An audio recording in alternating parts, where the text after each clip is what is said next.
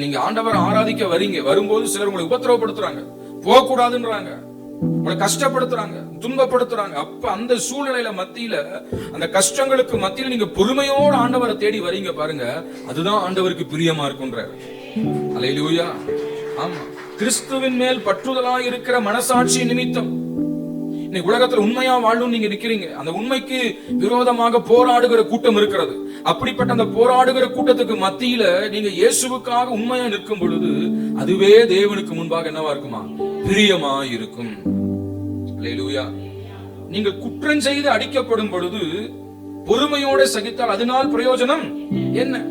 தப்பு பண்ணா அடி வாங்குறான் அப்படின்னு போயிடும். ஆனா எந்த தப்புமே பண்ணாம அடி வாங்குறாங்க பாருங்க, அதுதான் இயேசு கிறிஸ்துவுடைய சுபாவம்.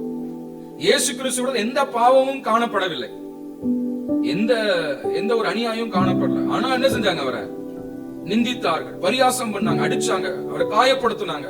அது எல்லாவற்றையும் என்ன செஞ்சாருங்க? இயேசு பொறுமையோட சகித்தார். அல்லேலூயா. ஆமென்.